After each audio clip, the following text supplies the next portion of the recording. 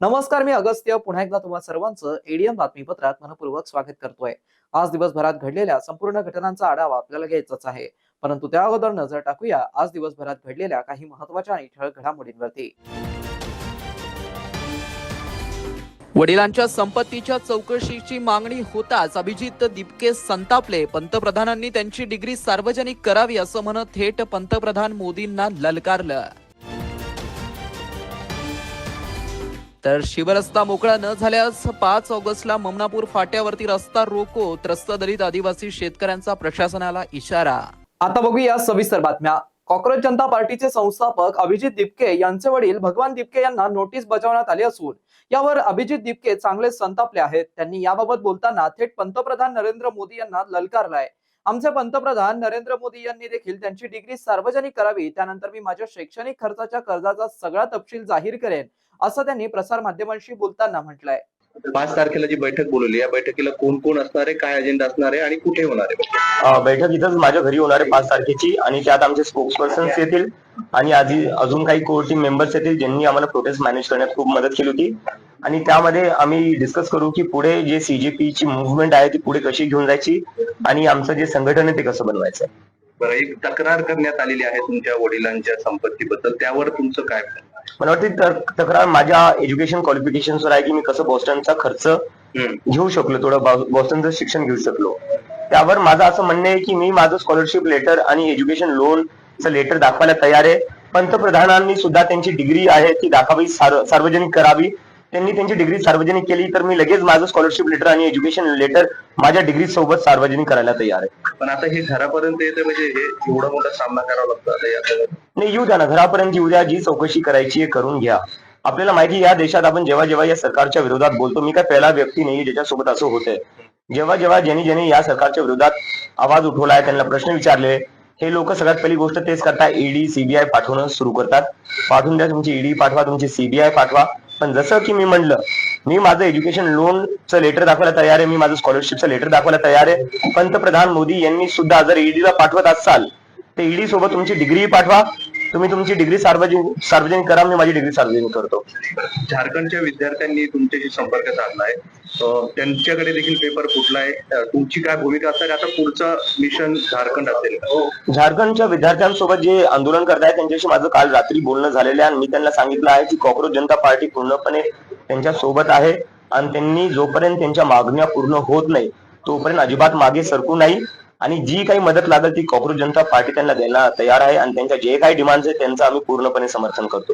आदर्श नागरी सहकारी पतसंस्थेतील ठेवीदारांना न्याय मिळावा आणि त्यांची ठेव परत मिळावी या मागणीसाठी जिल्हाधिकारी कार्यालयासमोर इम्तियाज जलील यांच्या नेतृत्वाखाली आमरण धरणं आंदोलन सुरू करण्यात आलंय। सदर आंदोलनाला जलील यांनी संबोधन केलं आहे। मेल्यानंतर त्यांचे मृत्यू नंतर कोणत्याही टीव्ही चॅनल असू द्या, कोणत्याही न्यूजपेपर असू द्या, कुठेही कसलीही प्रकारची बातमी आली नाही की या लोकांची मृत्यू झाली, या लोकांची हत्या करण्यात आलेली आहे।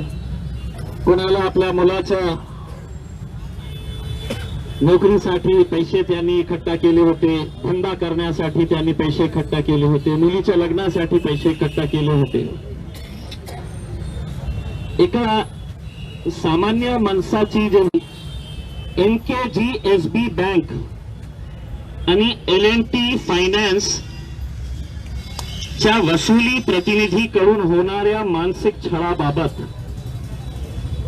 बेकायदेशीर मालमत्ता जप्ती रोखण्याबाबत एका प्रायव्हेट फायनान्स कंपनीतून त्यांनी काही कारोबार करण्यासाठी पैसे घेतले होते, लोन घेतलं होतं, कर्ज घेतलं होतं आणि प्रामाणिकपणे त्यांनी कर्ज किती घेतलं होतं तर NKGSB सहकारी बँक कडून 50 लाख रुपये आणि L&T फायनान्स कडून 1 कोटी रुपये त्यांनी कारोबारसाठी कर्ज घेतलं होतं.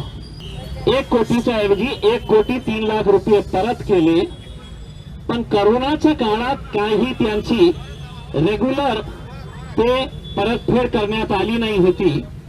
आता L&T फायनान्स आणि NKGSB बँक यांचे जे गुंड, जे कर्ज वसुली करणारे लोक होते, ते त्यांच्या घरामध्ये घुसले, त्यांना घरातून बाहेर काढलं. आता हे परिवार जे आहे ते एका खोलीमध्ये राहतं. माझं बोलण्याचं तात्पर्य हे आहे की ठीक आहे, आज त्यांनी पैसे कर्ज म्हणून घेतले होते, तर गुंड लावून ते पैसे तुम्ही कसा वसूल करता येतं हे याचं उदाहरण आहे. आणि तुमच्या प्रकरणामध्ये तुमच्या हक्काचे पैसे असून सुद्धा तुम्हाला आंदोलन करण्याचीही परवानगी मिळत नाही आहे. महानगरपालिकेच्या आस्थापना 2 विभागाच्या छताला गळती लागल्यामुळे पूर्ण पाणी कार्यालयात साचत आहे. मोठ्या बकेटला धार लागलेल्या जागेवरती ठेवावी लागते, तर अधिकाऱ्याच्या टेबलावरती व महत्वाच्या दस्तऐवजावरती पाणी पडून ते कागदपत्र ओलं होऊन नष्ट होण्याची शक्यता वर्तवली जात आहे. शहरात गेल्या अनेक दिवसांपासून पावसाची संततधार सुरू आहे. याचा परिणाम महानगरपालिकेच्या आस्थापना 2 विभागाला बसत असल्याचं चित्र दिसून येत आहे. गेल्या 3 दिवसांपासून येथील कार्यालयाच्या छताला गळती लागली असून पावसाचं पाणी संपूर्ण कार्यालयामध्ये जमा होत आहे. छत अनेक ठिकाणी गळती लागल्याने त्याखाली बकेट लावली जात आहे, तर एक कर्मचारी टेबल व फरशीवरील पाणी पुसण्यासाठी काम करावं लागत आहे. त्यामुळे संपूर्ण कार्यालयातच पाणी साचल्याचं दिसतंय. आस्थापना 2 विभागाचे महत्वाचे दस्तऐवज कामगार विभागात जमा असून या ठिकाणी सुद्धा भिंतमधून पाणी कागदपत्रांच्या कठड्यावरती पडत असल्याचं, कामगारांचे कागदपत्र ओले होऊन गाळ होण्याची शक्यता आता वाढली आहे. महापालिकेच्या मुख्य कार्यालयात असलेल्या 2ऱ्या मजल्यावरती आस्थापना 2 विभाग नुकताच स्थलांतर करण्यात आला. या अगोदर या ठिकाणी NULM व महिला बचत गटांचे कार्यालय होते. नवीन सदस्य बॉडी आल्यामुळे नगरसेवकांना नवीन दालन देण्यात आलेल्यांना आस्थापना विभागाकडे इतर स्थलांतरण करावं लागलंय. लाखो करोड रुपये खर्च करून पदाधिकारी व नगरसेवक करिता प्रशासनाने भव्य दालन सभागृह तयार केलं, परंतु मनपातील महत्वाच्या विभागाला छताला गळती लागून अधिकारी कर्मचाऱ्यांना पाण्यात काम करावं लागत आहे. तर अनेक विभाग कुठे जागा दिली तर त्या अपुऱ्या जागेत कार्यालयीन काम करावं लागत आहे. ही शोकांतिका आहे. छत्रपती संभाजीनगरच्या मध्यवर्ती बस स्थानकात एका महिला प्रवाशाला अचानक हृदयविकाराचा झटका आला. त्यावेळी महिला वाहक संगीता पालवे यांनी प्रसंगावधान राखत तात्काळ CPR दिला. त्यांच्या वेळेवर केलेल्या मदतीमुळे महिलेचा जीव वाचला. संकटाच्या क्षणी दाखवलेल्या धैर्य, तत्परता आणि माणुसकी यामुळे संगीता पालवे यांचं सर्वत्र कौतुक होत आहे. मध्यवर्ती बस स्थानकात मंगळवारी दुपारी एका महिला प्रवाशाला अचानक हृदयविकाराचा झटका आला. मात्र ST महामंडळाच्या महिला वाहक संगीता पालवे यांच्या प्रसंगावधान आणि वेळेवर दिलेल्या CPR मुळे त्या महिलेचा जीव वाचला. त्यांच्या या प्रसंगावधानाचे सर्वत्र कौतुक होत आहे. छत्रपती संभाजीनगरच्या मध्यवर्ती बस स्थानकात फलाट क्रमांक 3 वर ही घटना दुपारी 2 वाजता सुमारास घडली आहे. औरंगाबादहून जालना येथे जाण्यासाठी आलेल्या सुमारे 40 ते 50 वर्षीय महिला प्रवासी तिकीट खिडकीजवळ उभे असताना अचानक कोसळल्या. आजूबाजूचे प्रवासी घाबरून गेले असताना तिथेच ड्युटीवरती असलेल्या महिला वाहक संगीता पालवे यांनी धाव घेतली. संगीता पालवे यांनी यापूर्वी ST महामंडळाच्या प्राथमिक उपचार आणि CPR प्रशिक्षणात सहभाग घेतला होता. त्यांनी घाबरून न जाता तात्काळ या महिलेला जमिनीवरती आडवं करून छातीवर दाब देणं अर्थात CPR सुरू केले. सुमारे 5 ते 7 मिनिटं त्यांनी सातत्याने CPR दिल्यानंतर महिलेला शुद्ध आली. त्यानंतर तात्काळ 108 रुग्णवाहिकेला उपचारण करून महिलेला घाटी रुग्णालयामध्ये दाखल करण्यात आलं. डॉक्टरांनी सांगितलंय की वेळेवरती CPR मिळाल्यामुळेच रुग्णाचा जीव वाचलाय, नाहीतर खूप उशीर झाला असता. या घटनेनंतर बस स्थानकावरती उपस्थित सर्व प्रवाशांनी संगीता पालवे यांच्या कामाचं कौतुक केलं. ST विभाग नियंत्रकांनी देखील त्यांच्या प्रसंगावधानाचं आणि मानवतेच्या कार्याचं अभिनंदन केलं. शहरवासियांना एक सुवर्ण संधी. तुम्ही एखादा व्यवसाय करताय का? मग ADN वरती जाहिरात करा आणि मिळवा व्यवसायात मोठा फायदा. तर वाट कसली बघत आहात? आताच खाली दिसत असलेल्या नंबरवरती संपर्क करा. आपल्याला अजूनही काही बातम्यांचा आढावा घ्यायचा आहे, परंतु इथे वेळ झाली आहे एका छोट्याशा ब्रेकची. कुठे जाऊ नका, पाहत रहा ADN न्यूज.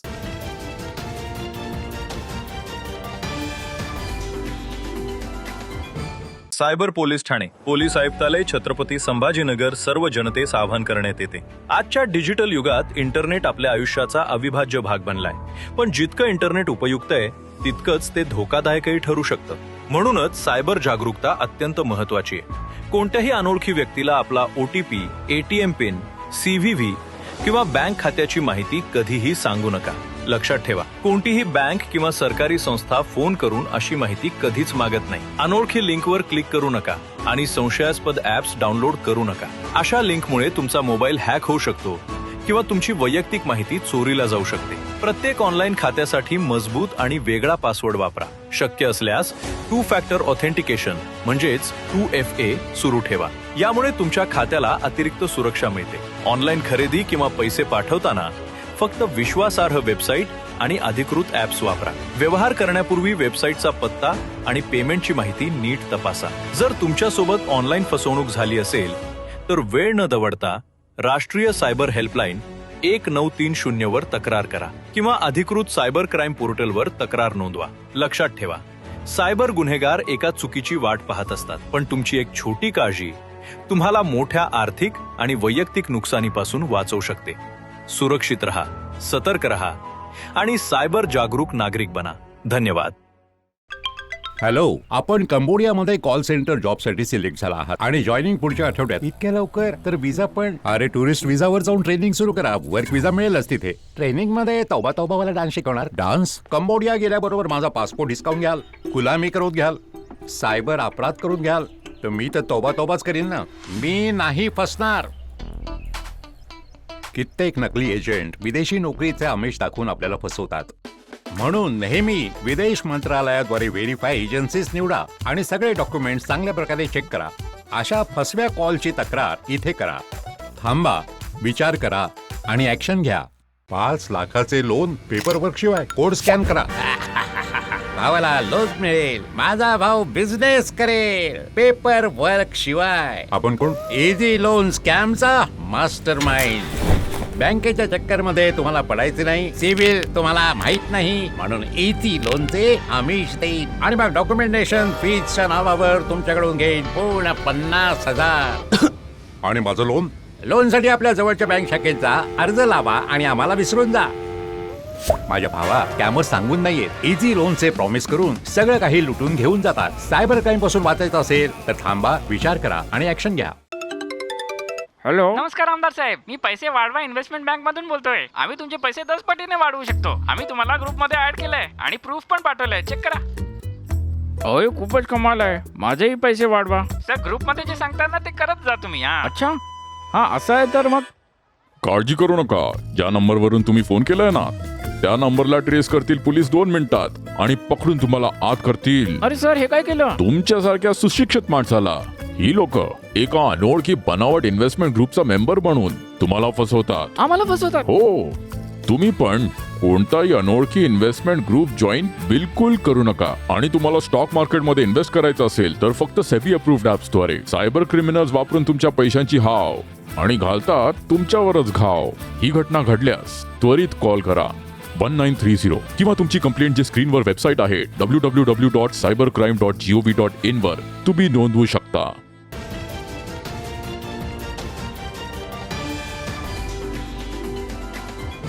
ब्रेक नंतर पुन्हा एकदा स्वागत. आपण बघत आहात एडीएन बातमीपत्र. खुलताबाद प्रतिनिधी. खुलताबाद तालुक्यातील मौजे मौनापूर येथील दलित व आदिवासी वस्तीतील शेतकऱ्यांना शेतात वस्तीवरती येण्या जाण्यासाठी रस्ता उपलब्ध करून दिला नसल्याने प्रशासकीय कार्यालयांचे उंबरठे झिजवावे लागत आहेत. खुलताबाद तहसील प्रशासनाकडून या गंभीर समस्येकडे सातत्याने दुर्लक्ष होत असल्याचा आरोप करत येत्या 5 ऑगस्ट रोजी ममनापूर फाट्यावरती तीव्र रस्ता रोको आंदोलन करण्याचा इशारा त्रस्त आदिवासी व दलित शेतकरी बांधवांनी दिला आहे. ममनापूर फाटा ते दलित व आदिवासी वस्ती दरम्यानच्या सरकारी शिवरस्त्याची मोजणी करून तो मोकळा करून देण्यात यावा अशी मागणी देविदास रामजी गायकवाड, पवन सोनवणे, शंकर गायकवाड, विशाल गायकवाड, नानासाहेब गायकवाड, सुदाम सूर्यवंशी, कडुबा सोनवणे, महेंद्र मोरे, कृष्णा काळे, संदीप काळे, सचिन सुराशे, गणेश मोरे, मनोज गायकवाड यांच्यासह समस्त वस्तीतील नागरिकांनी तहसीलदारांकडे लावून धरली आहे. मौजे ममनापूर रस्त्याच्या पूर्व बाजूस असलेला गट क्रमांक 155 आणि दक्षिण बाजूस भटजी येथील गट क्रमांक 35 मधील शिवरस्ता मोकळा करण्याबाबत तलाठी व मंडळ अधिकाऱ्यांनी रितसर पंचनामा केला असून दोन्ही बाजूंच्या शेतकऱ्यांचीही याला संमती आहे. असं असतानाही भूमी अभिलेख विभाग आणि तहसील प्रशासनाकडून प्रत्यक्ष कारवाई टाळाटाळ केली जात असल्याने शेतकऱ्यांमध्ये तीव्र असंतोष पसरलाय. 5 ऑगस्ट पूर्वी प्रशासनाने रस्ता मोकळा करून न दिल्यास चक्का जाम आंदोलन छेडण्याचा निर्धार ग्रामस्थ व शेतकऱ्यांनी व्यक्त केला. यावेळी दलित आदिवासी वस्तीतील नागरिक बबन सोनवणे, शंकर गायकवाड, विशाल गायकवाड, नानासाहेब गायकवाड, सुदाम सूर्यवंशी, कडुबा सोनवणे, महेंद्र मोरे, कृष्णा काळे, संदीप काळे, सचिन सुराशे, गणेश मोरे, मनोज गायकवाड यांच्यासह मोठ्या संख्येने ग्रामस्थांनी आज तहसील प्रशासनाला निवेदन देऊन रस्ता मोकळा करण्याचे गंभीर इशारे दिले आहेत. एडीएनसाठी तालुका प्रतिनिधी हुसेन पटेल, खुलताबाद. शहरातील सुमारे 2,86,500 मालमत्ता धारकांना मालकी हक्काचा अधिकृत दस्तऐवज म्हणून PR कार्ड देण्याचा मार्ग मोकळा झालाय. यासाठी महापालिकेच्या सर्वसाधारण सभेमध्ये प्रवाशाला मंजुरी देण्यात आली आहे. यासाठी महापालिकेच्या सर्वसाधारण सभेत प्रस्तावाला मंजुरी देण्यात आली असून भूमी अभिलेख विभागामार्फत शहरातील सर्व मालमत्तांचं सर्वेक्षण केलं जाणार आहे. या योजनासाठी लागणारा 6 कोटी रुपयांचा खर्च जिल्हा नियोजन समिती निधीतून उपलब्ध करून देण्यासाठी शासनाने प्रस्ताव पाठवण्यात आला आहे. निधी मंजूर होताच प्रत्यक्ष सर्वेक्षणाची प्रक्रिया सुरू होणार असल्याची माहिती महापालिका आयुक्त अमोल येडगे यांनी दिली आहे. शहरातील अनेक मालमत्ता धारकांकडे मालकी हक्काचा सक्षम आणि स्वतंत्र पुरावा उपलब्ध नाही.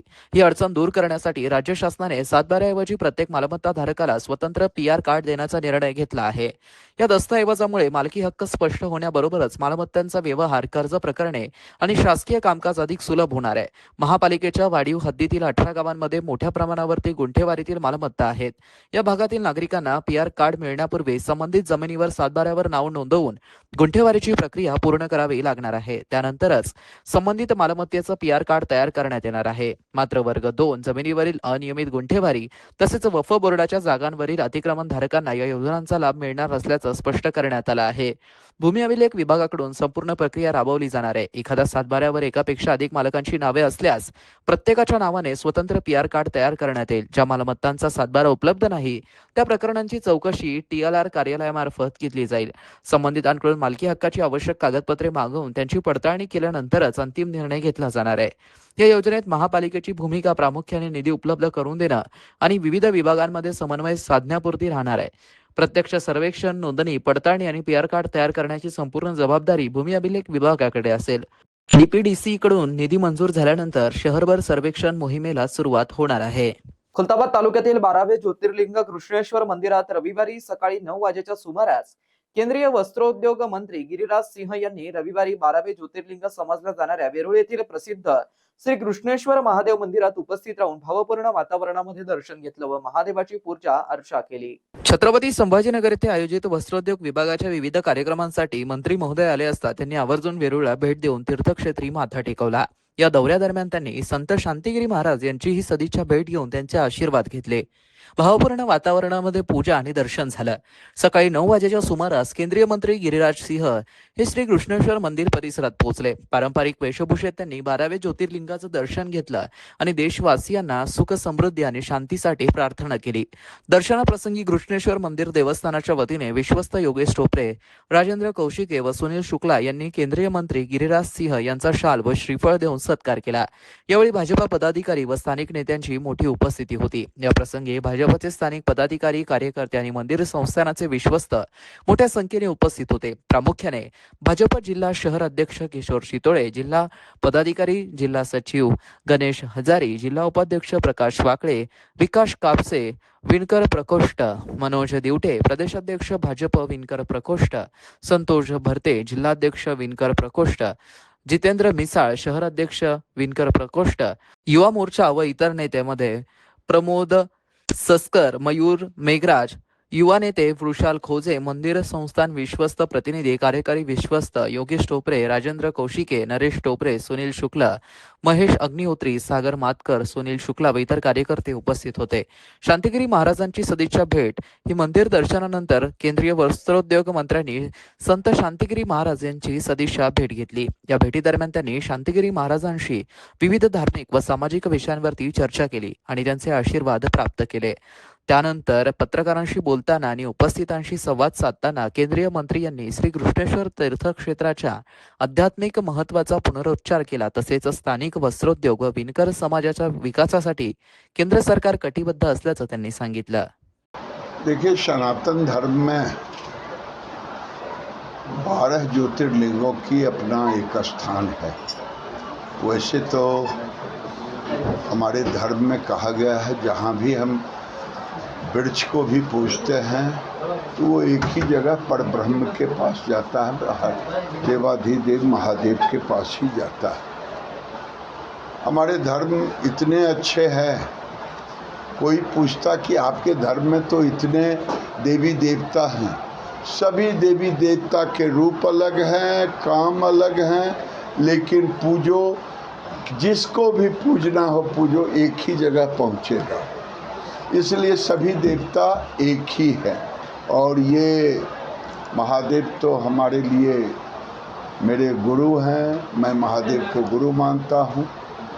और ऐसे भी कहा जाता है गुरुर ब्रह्मा गुरुर विष्णु गुरुर देवो महेश्वर गुरुर साक्षात परब्रह्म तस्मै श्री गुरुवे नमः। ये हमारे लिए सनातन के लिए इसमें सारे चीज़ आ गए, देवाधिदेव महादेव सब कुछ है, लेकिन गुरु जो हमारे होते वो परब्रह्म की तरह होते, देवता की तरह। तो ये महादेव परब्रह्म है, सब कुछ है, 12 ज्योतिर्लिंगों में है। जो यहाँ आता, अभी हमारे उत्तर भारत के लिए सावन का महीना है, इधर पश्चिम के लोगों के लिए आगे अमावस्या से अमावस्या होगा, लेकिन हमारे लिए तो सावन का महीना है, महादेव का महीना है। हर कृष्णेश्वर भगवान की जय। हर हर महादेव, हर हर महादेव, हर हर महादेव। चलो। मराठवाड्याची कन्या धनश्री शेषराव पठाडे हिने नुकतंच स्वित्झर्लंडमधील जिनिव्हा येथे झालेल्या वर्ल्ड इकॉनॉमिकल फोरमच्या मुख्यालयातील ग्लोबल शेफर्स अॅन्युअल समिट 2026 मध्ये पुणे हबचं प्रभावी प्रतिनिधित्व करत जागतिक व्यासपीठावरती कर्तृत्वाचा ठसा उमटवला आहे। सिग्नल्स फॉर फ्युचर या मुख्य संकल्पनेवरती आधारित या आंतरराष्ट्रीय परिषदेत जगभरातील 120हून अधिक देशातील सुमारे 450 युवा नेते सहभागी झाले होते। स्थानिक समस्यांवरती युवकांच्या माध्यमातून शाश्वत उपाय शोधणं आणि जागतिक स्तरावरती सकारात्मक बदल घडवणं हा या परिषदेमागचा मुख्य उद्देश होता। ग्लोबल शेफर्स कम्युनिटी ही वर्ल्ड इकॉनॉमिकल फोरमचा एक भाग आहे। विविध सत्रांमध्ये यांनी सहभाग घेतला। छत्रपती संभाजीनगरची धनश्री पठाडे सध्या ग्लोबल शेफर्स कम्युनिटी पुणे हबच्या क्युरेटर म्हणून कार्यरत आहे। या परिषदेदरम्यान तिने AI, शाश्वत विकास, मानसिक व महिला आरोग्य, युवक रोजगार, प्लास्टिक प्रदूषण, डिजिटल सुरक्षितता आणि लँजिव्हिटी इकॉनॉमी या विषयांवरील सत्रांमध्ये सक्रिय सहभाग नोंदवला आहे। यशस्वी श्रेय ग्लोबल शेफर्स कम्युनिटीला देते। या यशाचं श्रेय धनश्री पठाडे यांनी संपूर्ण ग्लोबल शेफर्स कम्युनिटी पुणे हबमधील सर्व शेफर्स, माजी सदस्य आणि आपल्या प्रवासामध्ये साथ देणाऱ्या प्रत्येकाला दिला आहे। एका सामान्य मराठी बोलीवर विश्वास ठेवून तिला नेतृत्वाची संधी देऊन आणि समाजासाठी काम करण्याचा आत्मविश्वास देणाऱ्या समुदायामुळे जागतिक स्तरावरती पुणे हबचं प्रतिनिधित्व करण्याची संधी मिळाल्याचं धनश्रीने सांगितलं। यंदाच्या कार्यकाळामध्ये हरित कुमार आणि शर्वरी रास्ते यांच्यासोबत धनश्री पठाडे पुणे हबच्या क्युरेटरशिप टीमचं नेतृत्व करत आहे। 2012 मध्ये अंशु गौर यांनी पुण्यात ग्लोबल शेफर्स निर्माण केला आहे। याच परंपरेचा आणि संस्कृतीचा वारसा पुढे नेत पुणे हबने गेल्या अनेक वर्षात उभा केलेला प्रभाव अधिक सक्षम करण्यासाठी आणि नव्या युवकांना समाज परिवर्तनाच्या प्रवासात सहभागी करून घेण्यासाठी यंदाची क्युरेटरशिप टीम सातत्याने कार्यरत आहे। नमस्कार, मी धनश्री शेषराव पठाडे गेल्या 3 वर्षापासून ग्लोबल शेपर्स कम्युनिटी पुणे हबसाठी एक शेपर म्हणून काम करत आले आहे आणि एक स्वयंसेवक म्हणून मी तिथे काम केले आहे। 2026-2027 या कार्यकाळासाठी माझी क्युरेटर या पदावर नेमणूक करण्यात आली आहे आणि त्यासाठी मी माझ्या हबच्या सदस्यांचे भरपूर आभार मानते। ग्लोबल शेपर्स ही समाजात सकारात्मक बदल घडवण्यासाठी काम करणाऱ्या तरुणांसाठीची एक जागतिक कम्युनिटी आहे। आमचा विश्वास आहे की बदलाची सुरुवात मोठ्या प्रकल्पांनी नाही तर समाजासाठी काहीतरी करण्याच्या इच्छेने होते। पर्यावरण, मानसिक आरोग्य, शिक्षण, वंचित समुदाय किंवा आपल्या परिसरातील कोणताही प्रश्न किंवा समस्या यांना ओळखून त्यावर एकत्र काम करणं हीच आमची खरी ओळख आहे। मी स्वतः संभाजीनगरची असल्यामुळे माझी एक मनापासून इच्छा आहे की मराठवाड्यातही ग्लोबल शेपर्सचा एक हब असावा आणि दुष्काळ, पाणी टंचाई, शेतकऱ्यांचे प्रश्न अशा स्थानिक आव्हानांवर काम करणारे तरुणांनी एकत्र यावे, समाजासाठी पुढाकार घ्यावा आणि स्थानिक उपाय जगासमोर मांडावेत। प्रत्येक तरुणाला माझी एकच विनंती आहे, फक्त स्वतःपुरता आपल्या घरापुरता विचार न करता आपल्या समाजासाठी किंवा आपण ज्या शहरात राहतो त्याच्यासाठी काहीतरी करा. कारण समाजासाठी उचललेलं प्रत्येक पाऊल छोटं जरी असलं तरी उद्याचा एक मोठा बदल घडवून आणू शकतं. शेवटी पुन्हा एकदा नजर टाकूया आज दिवसभरात घडलेल्या काही महत्त्वाच्या आणि ठळक घडामोडींवरती.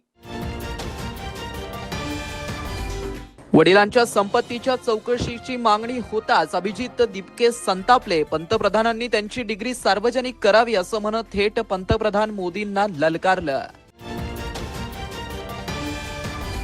तर शिवरस्ता मोकळा न झाल्यास 5 ऑगस्टला ममनापूर फाट्यावरती रस्ता रोको, त्रस्त दलित आदिवासी शेतकऱ्यांचा प्रशासनाला इशारा. आणि याबरोबरच हे बातमीपत्र इथेच संपलं. पुन्हा भेटूया पुढील बातमीपत्रात. तोपर्यंत पाहत रहा आपल्या हक्काचं बातमीपत्र ADN न्यूज.